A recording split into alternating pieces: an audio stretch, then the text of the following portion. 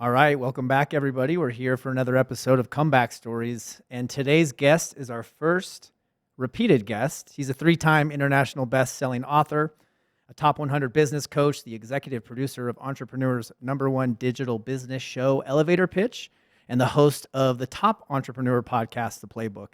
His life's mission is to empower over 1 billion people to be happy. So this simple yet powerful mission has led him to an incredible journey to provide one thing: value. And in all of his content and communication, that's exactly what you'll receive. And David Meltzer, you've already provided so much value to my life and Darren's life, and you're the reason that we're actually sitting in this beautiful podcast studio with Blue Wire Studios at the Wynn Hotel. So it's great to have you back again in the flesh. Yeah, man. Well, it's great to be here. It's just proving, being kind to your future self and you do good deeds, and they seem to come back to you again and again. And you guys are blessings in my life, both of you. And the message and stories, I've been able to listen to every episode of yours now. So just amazed by the good that you're doing in the world. And Donnie, fortunately, you weren't good enough to do it to my Chargers, but everyone else, I love what you're doing on the field as well. Appreciate it, man. It means a lot. It's awesome. Well, we wanted to take a little bit of a different direction because if our listeners have been following, they've heard your story. But I was hoping just to maybe fire off some questions to the two of you and maybe chime in a little bit on those questions with my own answers, but just put the focus on you guys today and some of your experience and your strength and your hope and why you guys are in the position you're in today and sitting here back on Comeback Stories. I love it. Let's do it. So David, first one's for you. How do you deal with challenges and setbacks and failures? It's one of my favorite things because my relationship to pain has changed over the years. I started by seeing setbacks, failures, mistakes as punishment, and I would actually worsen the punishment by beating myself up over the mistakes, the failures, and the setbacks, and then creating more mistakes, failures, and setbacks, and it was a vicious cycle. But once I incorporated faith into my life, understanding that, and this is where my life changed, Donnie and Darren, when somebody told me that the way I feel about my own children is great, but what I would do for my own children, what I care about, but there's a source out there, you can call it what you want, that is omniscient, all-powerful, and all-knowing, that feels the same way about me. It changed my entire perspective of pain, setbacks, failures, and mistakes, because now I knew, just like when I was a kid reaching out for the fire, even though I thought the fire was what I wanted, that the pain that my mom caused me trying to reach into the fire is exactly what happens when I look for the wrong job, the wrong business partner, the wrong school, the wrong team, the wrong ideas. It's just source slapping my hand or yelling at me going, no, no, no, you don't know what you don't know. So pain becomes, for me, an indicator that I have a better place to be, a lesson to learn, a better position to be in. Yeah, that's a lot. Dealing with setbacks and failures for me, it's kind of the same with you. Like with God in my life, I feel like He's been able to show me that setbacks and failures are more so like the best ways that I can learn. Like with those setbacks and those failures, like He shows me like, hey, like you're always gonna have room to grow. And I feel like perfection is one, unattainable, but two, it signifies an endpoint. And if I say I get to perfection, like what else is there for me to grow? What else is there for me to learn or to be able to, just enhance who I am as a person? So if I reach that endpoint, that's not conducive for my life. Like if I can continue to grow, continue to be somebody that's learning and growing until my time on this earth is over, that's the best situation for me and my growth as a person. And as long as I have that, that's where I can pass on to other people. My most valuable asset to this day is my story, which is failure after failure after failure after failure. But as Winston Churchill said, success is going from failure to failure without losing enthusiasm. So it doesn't mean that every result is going to go your way, but it does mean that the things that you can take from that are all going to work together for the good of your situation and others. I love that we're talking about faith and talking about God. I always say that faith releases the burdens of excessive responsibility, where if we can give it up to the God of your own understanding, higher power, universe, whatever you choose to call it, the burdens that we carry, that we think are ours to carry, we can actually release to something greater. But if we don't have that, it's a lot.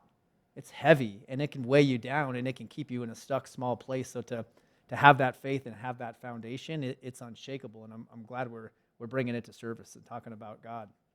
Yeah. If somebody would have told me, I don't know about you two, that I would build a brand that somehow was even relative to or synergistic to faith, right? Which I talk about more than anything. Right. I would have laughed at him the same way as saying that, I'd survive bankruptcy. Right.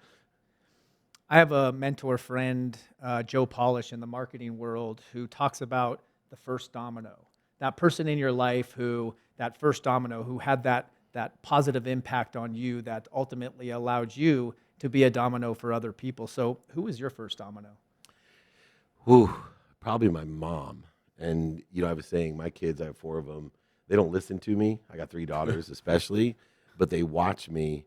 And, from the time I was 5 years old to watch my mom raise 6 kids, 5 boys, work 2 jobs, pack my dinner in a paper bag, and all 6 of us she was the domino, profitable, passionate, and purposeful about what we do. Good people, humans, forgiving people, but grateful and accountable people. For me, I was blessed because I think still the greatest person that had the greatest impact on me was the person that cared the most about me, that was there from the very beginning, my own mother. And she didn't ever, some of the advice my mom gave me, guys, sucked. I think a lot of people know my story, but my mom actually told me when I graduated law school, don't take a job in the internet. The internet's a fad. It's never going to work out. This is the type of business advice my mom gave, but watching her reconcile, work ethic with kindness and, being unconditional in life has changed my life forever. And although I didn't necessarily learn all the lessons early on, it is a 53-year-old with everything I ever dreamed of. I owe my mom as that hinge pin. What about you, D? My first domino was my dad for sure. Mainly because I started to realize this as I got older and got clean and started to have perspective on things. I realized that, his perspective on when I would get in trouble a lot when I was younger, I was always like, why is he so like calm? Like you could tell there was like a little bit of disappointment and frustration because of my actions, but at the same time there was this grace and calm. I'm like, man, like why is he? 'Cause my mom was very firm, but in a loving way. But my dad would always have this grace about him, and I realized now it was that he did some of the same things that I was doing and made some of the same mistakes and went down some of the same paths. And instead of getting mad on me and getting on me like, oh, you have to do this, and expecting me to be perfect in my walk, he showed grace because he knew that he was imperfect, but he still is able to be a great dad, great at his job, great just as far as being somebody that connects people and when he's in a room, like it just lifts the room up. And that just was a lot. It did a lot for me because there was, I was getting in trouble. They were calling them my parents from middle school principal every week almost. High school, getting arrested, been arrested 3 times, failed drug test in college, should have got kicked out of college, stuff like that. And he was always there as a voice, like these are experiences you'll be able to learn from and draw back on. And he wasn't like beating me into the ground. He was trying to kind of pick me up out of the dirt. He wasn't kicking me when I was down, and I'm just very grateful to him for that. So it's like now when I come across people that are in the same situations I'm in, doing the same habits, have the same patterns, I want to show that grace because it's been shown to me not only by God, but through my dad as well. Wow. I've gotten to know your dad very well over these last couple of years, and I see that and feel that calm confidence that he has, and I see you in him with that same calm confidence. And I believe from a leadership standpoint, to me, that's the most influential and sustainable way to lead is through a calm confidence. Right. Like the raw stuff is great, and there's a time for that, but someone that can carry a calm presence in the midst of the shitstorm or the chaos, to me, that is leadership, and that's inner peace. And I feel like inner peace is what really gives us true power, when we can be unaffected internally by what's going on around us, or at least be able to come back quicker than most. Yeah, no doubt. Identifying what it is that are the triggers as well. And I think, Darren, especially you lately have really identified different triggers, and identifying it's one thing, but the counterintuitive nature of someone, you guys are hyper aggressive athletes, you're super competitive. So we always want to fight it instead of what I see in this inner peace is the grace and the confidence to say, okay, I'm identifying this need to be offended, right, separate, inferior, superior, anxious, frustrated, angry, guilty. Instead of fighting it, which is my natural fear-based need to fight, the Freudian fear itself, I'm going to stop. And this is what your father did with you. He stopped, he breathed, he put himself to center, neutral, and it allowed him to look at things and roll in the right trajectory, the higher elevated self. And instead of projecting his insecurity that he's afraid you're going to be just like or make the same mistakes. He was in a state of allowance, that peace that you talk about. And I would just take a different direction on my first domino, where my parents did have a lot of positive influence. But for me, and this was my comeback story shout out in my story on comeback stories, was Sean Korn. She's a yoga teacher out of LA. She's, I believe, one of the greatest yoga teachers out there, and not like the Instagram yoga stuff you see, but I hate to say this, but like the real yoga. But the reason I'm bringing her up is because she's the reason I'm even sitting here, because she had asked this soul question one day in a yoga class, and it was, how dare we not? And for me, it was, how dare I not share my story? When I'm back in Arizona and I'm teaching to a community that on the outside looks like they have it all together, a lot of money out there, big cars, a lot of stuff, but I know these people and I know they're dying on the inside. So how dare I not share my story? And so we were tasked on going into our community and creating this service project, and I created this project and shared my story, and from that day, everything completely changed for me. The mess, what I was so buried in guilt and shame from my past, all of the failures, all of the mistakes, in that moment became my best asset and humanized me where people could relate. And it's just wild that the trajectory that sent me on just by sharing my story. So, and what's come of it. So I just wanted to bring that up because Sean Korn was definitely one of my first dominoes. That's incredible. And, you know, it's interesting you talk about illumination, and one of the favorite books I have is Illumination, because I find that all the things I was most afraid of sharing, especially with people most intimate to me, have ended up being the thing that bonded me the most, including now in this digital age, we have bigger communities, and you have a fan base that goes outside of just performance, but a fan base that resonates to your frequency. And I think by sharing your true self, I talk about the Shakespearean revival that has occurred with content. And number one, it's to thine own self be true. And then two, that Donny explained, is the stage theory. How do we capture that essence of who we are and the lessons we've learned and the illumination of that, modify it correctly, which is why the studio is so cool, but amplify it so that more people come out from their own shell and say, God, it's okay, you know what? I've made that same mistake, or it's okay, I'm feeling this way. I do feel anxious or worried or scared about this. Or, you know, I find it even funnier, I cry a lot when I speak, or even on interviews, I get choked up. And man, that's not the way I grew up.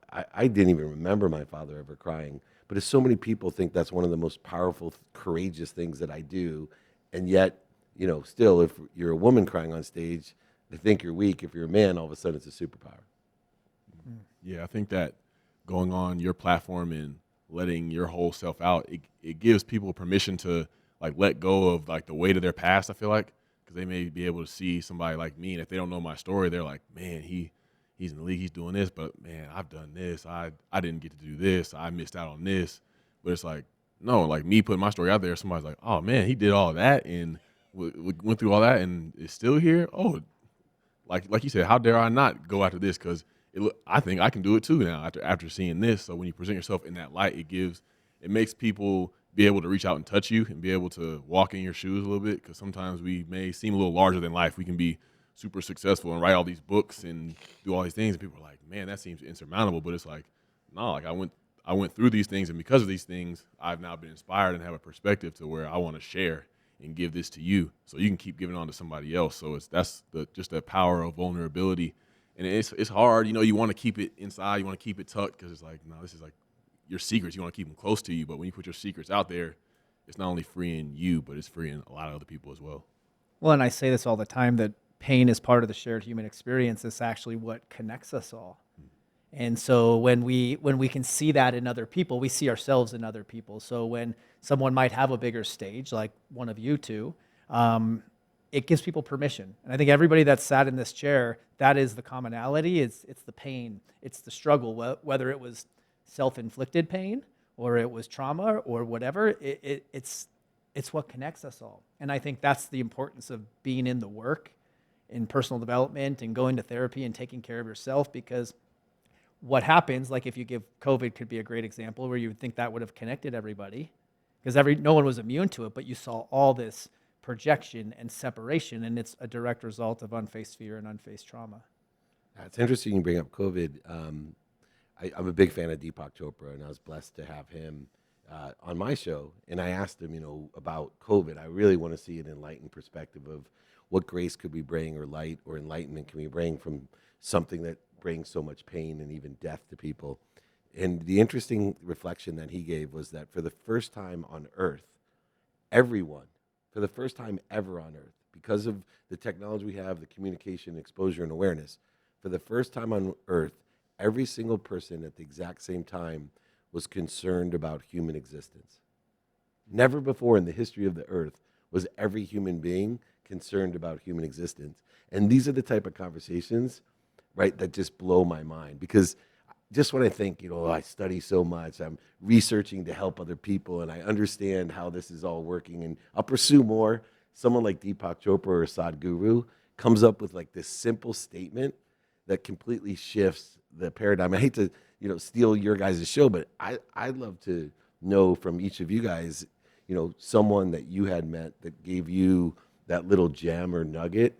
Because one of the things I feel is my empowerment is to come up with one little thing, like these little lessons that I teach that literally change someone's life the same way Deepak with that one statement changed my entire perspective of everything. Was there something that you guys could think of that, is a saying, a quote, a mantra that completely shifted, was a mind blower, a mic dropper? What changed the game for me was the 4 agreements, honestly. I remember I was at home and my life was not going well. This was when I just got suspended from the league, and I was just, a vegetable. And my mom taped the 4 agreements to my bathroom mirror, and I was in there. I was tight. I was like, man, why is she taping stuff in here? Like, I don't need to see this. Like, I know what I'm doing. Like, I'm gonna get right on my own. And I was just sitting there reading it, and I was like, just getting gut punched by every single one of them. And it's like, man, like, be impeccable with your word. I've been lying for 10 years straight to everybody. Don't take anything personally. I was thinking everybody was out to get me at the time. Don't make assumptions. I'm assuming the world is set up against me and doing my best. Like, I'm not going to, with all these things against me, why would I even try to do my best? I feel like my best doesn't even, I always end up looking like the bad guy or doing something wrong, and it's just like it's not even worth it. So seeing all those things was just like, wow, I have serious work to do. That was like the first time I'd ever been like open-minded, because I was, coming out of overdose. I was like, okay, like I got to kind of get things going, like, but my thinking was still messed up. But then I saw that and I was like, man, yeah, I really need to open my mind up, because I'm limiting myself by sitting in this rut. So I would say the 4 agreements. I might actually piggyback off that a little bit and I don't know who, it might have been Ed Milet who said this a while back, where the most self-confident people are the ones that keep the promises they make to themselves. At least that's, I think, where I heard it, and it really resonated, but it does go back to the 4 agreements and being impeccable with your word. Where if you say you're going to do something, I use this analogy, like if you say you're going to go to the gym and you don't go to the gym, it's so much more than gaining weight and getting out of shape. You've now broken a promise that you made to yourself. And so the more that we do that, we feel like crap about ourselves. And, the saying, hurt people hurt people. So when we're not feeling great and our self-esteem is down, we're so much more vulnerable to the noise, the internal noise that's always going on, but then also the external noise that's going on. So I feel like the more that we make these commitments and we have our morning routines and we say we're going to do these things, like do our journaling, do our gratitude, do our meditation, do our morning movement, to me that is what sets me up for the rest of the day. And that being impeccable with your word too, when I first heard it, I thought it was just do what you say you're going to do for other people, but it's so much more than that. It's about doing what you say you're going to do for yourself, and it's also not getting caught up in gossip. Now that when you're talking shit about somebody else, or you're getting caught up in gossip, if you believe in karma, you get what you give. Like, you saying that's coming back to you. So your word, it's like the 2 sides of the sword, where it can guide you to truth and love, or it can cut through like a sword and do a lot of damage to yourself and to the world. So I think, I'm glad you brought that up, because for me, that is something that really sticks with me, and I pass along, but I have to remind myself all the time. And I think that's directly related to consistency. And all 3 of us, in some sort of recovery, understand how important it is to know our quantum nature, and that we have to every day be consistent with our word and do our best. It's so funny, because the more I've studied physics, quantum physics, and metaphysics, the more I've been educated in a variety of different ways, it comes down to these simple things in life. And one of them has really held true. And it's, you brought it up about, why should I do my best? And all I tell my children when they go to school or play in a game is, number one, did you do your best? It's the first thing I ask. That's all I care about. Did you do your best? Not did you make mistakes or fumble the football or spike the football and get a flag so the Chargers can win. It doesn't matter. Whatever you may have done. But did you do your best? Right. 2, did you learn something? See, that takes away all the pain of the mistakes you made. So did I learn something? And then 3, the most important to me is, did you have fun? Are you instituting rule number 6 in your life? You take yourself too seriously. We were telling your story. I'm sitting here going, this poor kid is taking himself so seriously that he's driven himself to a point that everything, instead of rule number 6, and if people want to know rule number 1 through 5, it's go to rule number 6. Don't take yourself so seriously. Have fun. Do your best, learn something, and have fun. Apply those 3 things to anything you do. I promise you, you'll be passionate, purposeful, and even profitable. Yeah, but it's hard. We put so much emphasis on results these days, and followers and all these things, and how much money is in your account. It's like, how do I get to that point? And it's like, to get to that point, I got to be serious. I got to be tensed up. I got to be like, no, this has to work, and I have to take myself seriously in order to make these results happen. But if you detach from the results, that's where that freedom comes. It's like, even with comeback stories, it's like, some advice I give on a comeback story is detach from what you want, how long you want your comeback story to be. You're not going to bounce back super quick. You're not going to bounce back in the window you want, probably, but that extra time that's there is going to provide you with so much more growth and lessons that you never even thought were possible. So if you allow yourself to be in the moment and have fun and not take yourself so seriously, that's when all those present moments can combine and create the life that you want. But the results can take us out of that and have us future tripping. What would you guys say to somebody that maybe grew up in a dysfunctional home, has trauma, or had a really tough upbringing? What advice would you give them to keep moving forward? So I think that's everyone. So I think that's the first thing that I have to tell someone that tells me. I have a younger brother that's much more wise than I, and I was complaining about how dysfunctional my family was. And he's like, welcome to the real world, right? Everybody's family. And so I think just creating a bond of this is everyone. And then 2, lowering the bar for that person. Like you said, time is the greatest contributor to resistance. Well, the minute we attach time to an outcome, I want this much money in this much time, or I want to do this by this time, you're now mixing 2 different worlds. The man-made constructive world with the thoughtful, unlimited infinity world. And so what I would do is lower the bar and allow someone to get started. And you guys know this because you're much better athletes than I ever was. Very rarely are the first 5 minutes of any workout good. Very rarely am I like just raring to go. But I will tell you, I've never finished a workout, even at 53, where I was like, man, I'm so bummed I did that. That sucked. I always feel amazing when I'm done. And I think being able to share that experience with, number 1, you're exactly like everyone else. You're exactly where you're supposed to be. Let's lower the bar. So what? Utilize the law of Goya. Get off your ass and take 1 step forward. The second step's easier. The third step's even easier than that. And I think when there's no judgment, condition, or resistance to the progress, to allow them to enjoy that consistent, persistent pursuit of their own potential, right? Not what other people want for you, not what you don't want, not what's missing. When you can get someone in that mindset, that heart set, they then can utilize the conscious continuum of the appropriate activity to learn something, have fun, do what they want to do. Oh, what was the question again? Yeah. If somebody grew up in a dysfunctional home or had trauma or a tough upbringing, what would you tell them to keep moving forward? I would say go to therapy. Nice. There's so much more power than you even realize in talking about something, and just being able to put it out there. Then you can kind of put pieces together. You can go back to your childhood and describe what that was like and what moments were like since then, and then you can draw patterns together. You can see how things correlate. They're not just a bunch of random events. All the pain, all the confusion, they can all be traced back and tied and have a least common denominator in all those things. And I feel like if you're not regularly, consciously bringing those things to the light, then they're just going to stay in the dark and grow bigger and bigger till you really want to face them and really want to deal with them. But if they're not being communicated, if they're not being expressed in some way or form, then there's no real moving on. Like my guy Paul V out here in Vegas, he always asks me, he's like, are you looking for relief or are you looking for freedom? And there's so many things that we can find relief in that for just for a little while, like I feel refreshed, but it's always there waiting on me whenever I come back down to that regular state. So it's like, and I feel like the freedom comes from that process of putting myself in it, letting me be in that state, sit in silence, allow these thoughts to come and be like, okay, like then the answers can come, and that's where that path comes from.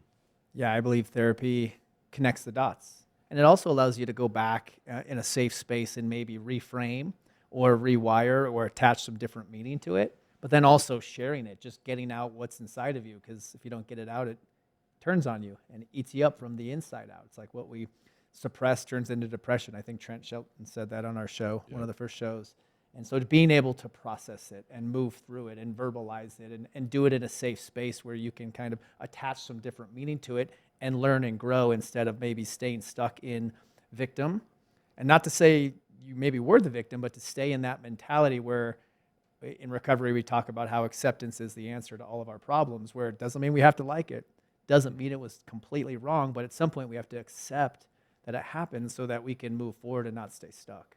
You know, listening to both of you, which I love this format, by the way, as your first repeat guest. You know, I feel like I'm on Saturday Night Live and I'll get a robe and a cigar. But more importantly, I think, and I sit back here because I'm the oldest, probably the same age as you two together, that, you know, life is this onion.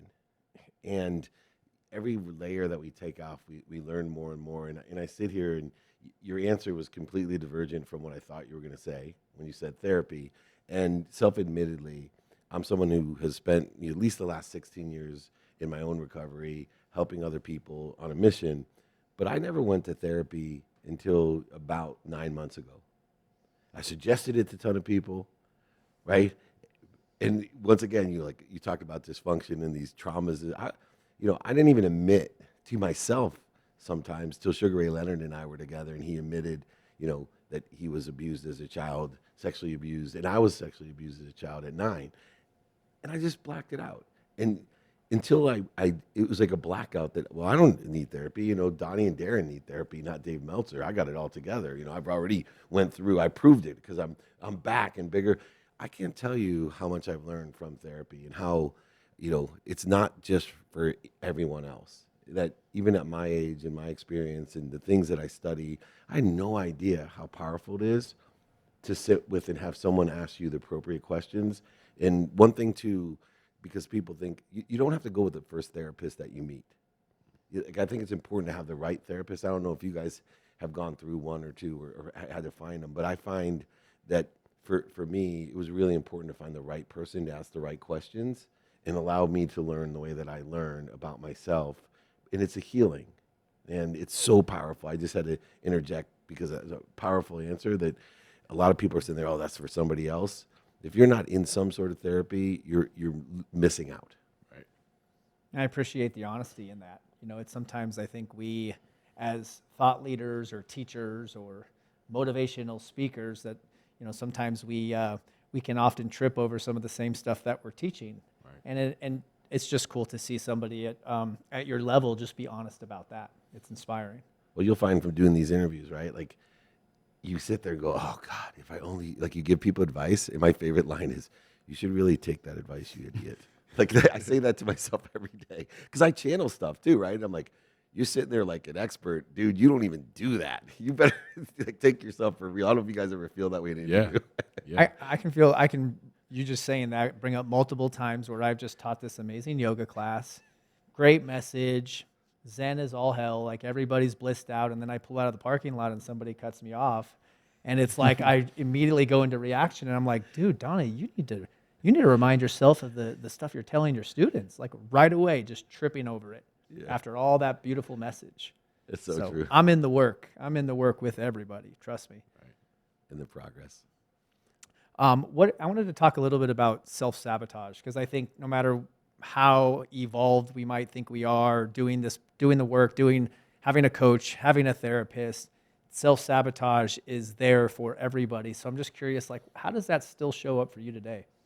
Mostly with the need to be offended in some sort of separate, either inferior or superior. So my goal is, and I think it's a little bit of a competitive athletic nature about me. I want to spend minutes and moments in ego-based consciousness. Ego-based consciousness is creating the interference between me and what I already am, meaning that's self-sabotage. So I go as quickly as I can to identify, especially the need to be offended. I can't get over it, man. People, whether they're working with me or in the family, let me share a quick story. I shared outside with Murphy for a second. This just shows you how my body and mind still works. Scott Duffy's a guy that I've mentored and trained. He's a fairly famous speaker, and I was speaking after him at this event. And he literally verbatim was using the Dave Meltzerisms, giving me no credit, right? Gratitude, empathy, accountability, be kind to your future self, be more interested, and I'm getting more and more offended. And I finally actually stand up, go to the curtain, and give him the stink eye. Like, dude, you're stealing my shit. Like, I was so offended. And then I just stayed there for minutes and moments. Instead of days, weeks, months, and years, and ruining a relationship I've had for 20 years with a guy that I'm trying to help. But here's the irony of how lost I am at times. And I only want to spend minutes and moments in self-sabotage because I could have ruined this relationship with this guy because I was so mad. When I realized, what's your mission, fool? My mission is to empower over 1 billion people to be happy by teaching 1,000 people to teach 1,000 people to teach 1,000 people. And here is an example of a guy who's taken my exact words to help people to be happy. He's actually performing on my mission in my screwed up mind, right? I have a need to be offended because somehow I'm separate and superior. And I was about to ruin a lifelong relationship of someone who admires me enough to speak and give me, the biggest compliment by copying what I say to empower other people. And I'm about to ruin the relationship. I start thinking to myself, how often do I do that with people even closer to me? My wife, my children, a need that just sabotages the exact opposite purpose that I'm here to do. And I see people do it all the time, and I coach them not to do it. But that's my biggest challenge. I still can't figure out how I know all this stuff and forget it so often. Self-sabotage for me, it shows up on the field. If, God forbid, I don't catch a pass, I could go down a rabbit hole quick. Like, man. Still? Yeah. Like, man, like, why am I even going to get a new contract? Why am I even building this house out here? Like, they're going to run me out of here eventually. Like, if I keep doing this, and it's just like, man, it's one pass, bro. Like we can relax. Like it's not the end of the world. Like you do a lot. You catch a lot. Like you catch more than anybody else, buddy. Let me just tell you, I'm a pro at evaluation. You catch more than anybody else. It's like, man, like give yourself some credit. And it's for me. I trace it back, and it's like I don't really give myself a lot of credit for what I may have built or what I've been consistent in.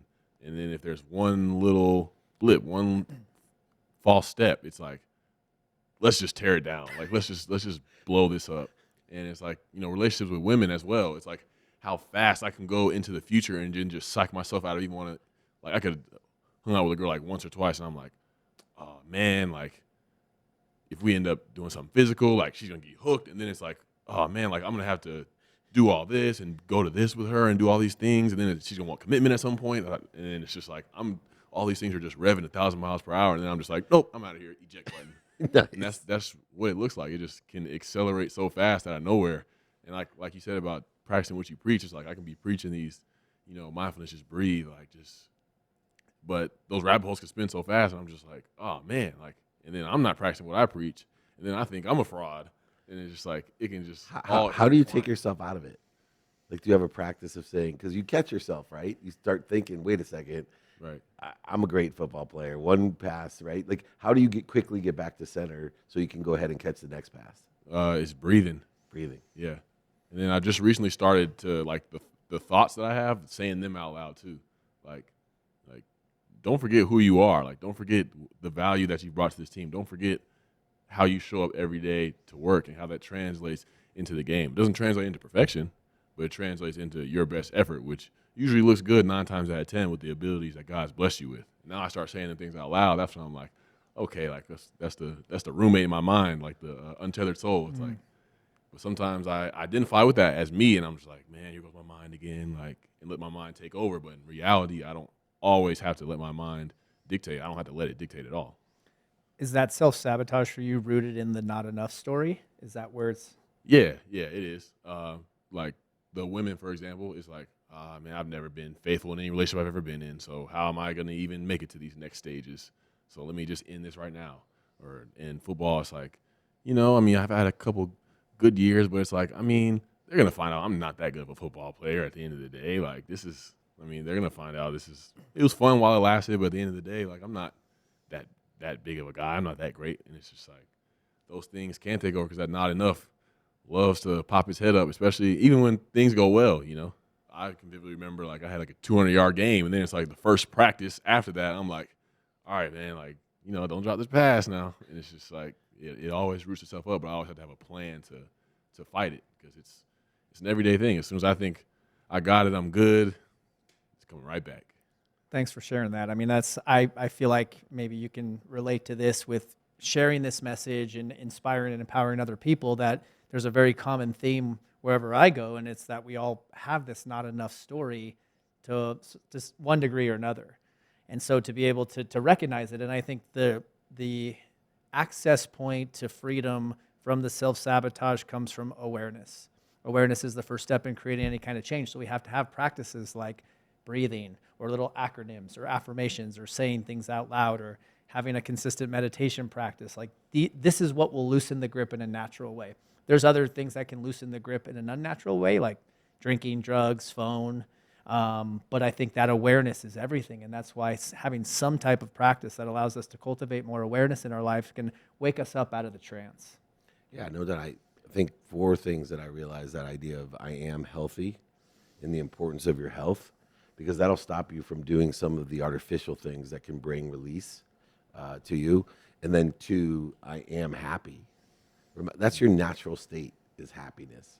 And so when you shift the paradigm in your head saying, I'm not feeling happy, wait a second, I am happy. What am I doing to interfere with it? It sets the target or attention and intention into what you can do to free yourself from the shackles of that interference. And then, of course, taking it to the pragmatic world of wealth and worthiness.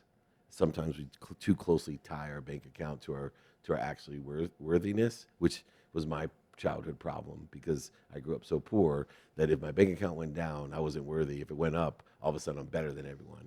And it took me a long time to release myself and free myself from that identification. But I think when we go to the I ams and you know who you are, then you can figure out what you do to interfere with what you naturally already are.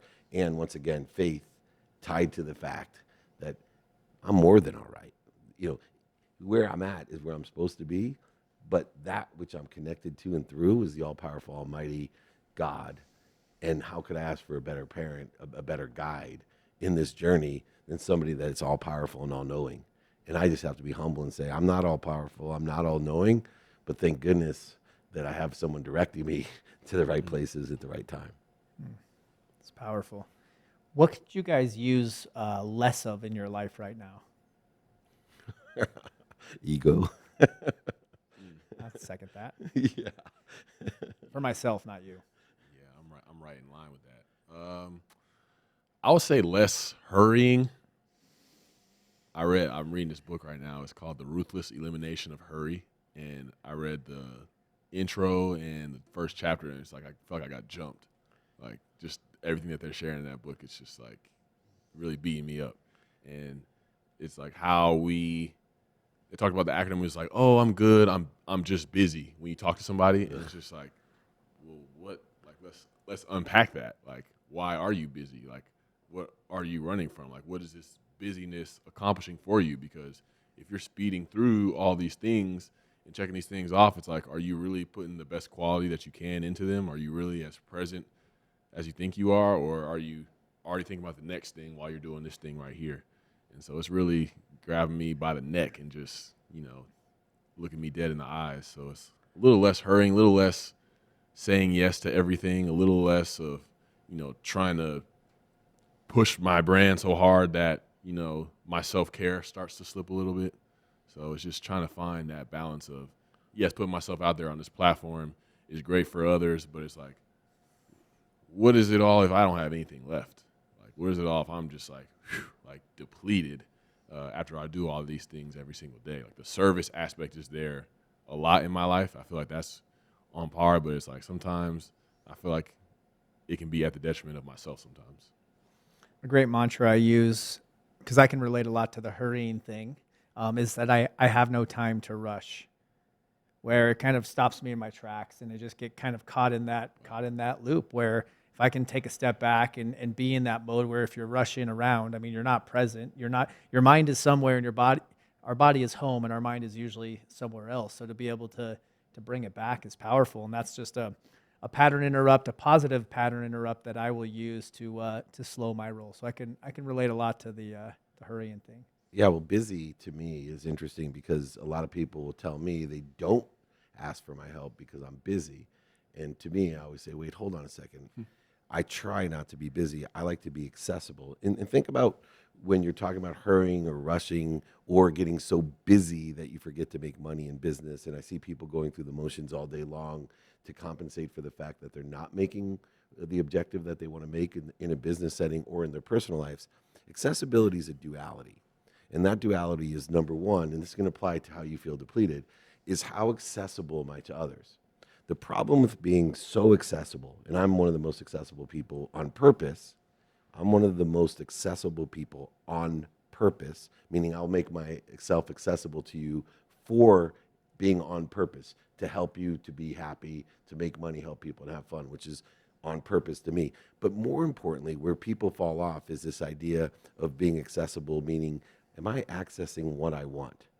So this is where daily activities or practices or habits are so important, because mine are to know what I want so that I can align it with who I can help and who can help me. How am I going to get that done with efficiency, effectiveness, and statistical success? Not rushing, right? Rushing is forcing yourself through a movement of unintentional activity. Intent is necessary for how you're going to do it, which allows me to prioritize, which is the biggest to me aspect, especially of younger people. They don't know what's important to them. They mix up urgency and importance. Eisenhower has a matrix for that. But if you don't mix up urgency and importance and you know your true self, that this is what I want, then you feel very comfortable receiving. So you never feel depleted. Let me teach you guys one thing that I learned that changed my life. My mom always said, the more I give, the more I receive. My mom's someone that has completely depleted herself. Given to her 6 children, never made a lot of money because she was always giving everything away, working 2 jobs, always giving. Totally busy and accessible. But if she would have taught me the first step, which is I want to access what I want, and then if I appreciate what I received, I add value to it. To acknowledge what you have, to acquire the knowledge of what you have to give it away, which is fine. And then you have a bigger void. Now you got to ask again for what you want to fill the void, appreciate it again, acknowledge it, and give it away. You'll never feel depleted if you stay away from busy and you think about accessibility. I'm going to be as accessible to as many people that I can, but I am going to access what I want so I have something to give them, so I don't end up depleted, which becomes a matter of prioritization, that I'm going to receive first, then give everything away, never to be depleted, because I'm always refueling or reaccessing. And if we don't feel worthy of receiving it, then we're very limited on how far we can take that. Yeah, it's huge, right? If you don't feel worthy, how can you ask for help? Because that's just going to make you feel less worthy, because now humility won't take place. You're like, oh, I got to ask him for help. That makes me less than, even less than I thought I was.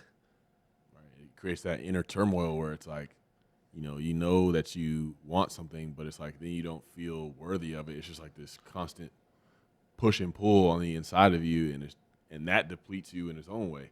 Like you don't even have to be physically active or have all these things on your playlist or on your plate throughout the day. It's like if that push and pull is going on you inside all day, it's like, man, like you won't even show up for the battles. You won't even show up to do the work and to be in those relationships, because accessibility to me looks like I make myself so accessible for the service and the work. It's like I don't make myself accessible to friend groups or people around me that are really like my community, where I can just be Darren a person, because I'm always the football player. I'm always, I'm an artist. I make music. I do a whole bunch of things, but it's like Darren, a human, sometimes doesn't get as much time as he needs to just take a breath and to let the guard down and just laugh a little bit or just talk and just be amongst people. So I need to, one thing I'm working on is make myself more accessible to people around me that really do care for me, that I can sometimes justify why I don't communicate with them because I have so many things on my plate. Well, I think the couple things I'll keep continuing to keep you accountable are the music, because I know that matters to you, and just hearing you explain what you just explained. I feel like this matters. These conversations matter. I mean, these are the most meaningful conversations I've ever had in my life.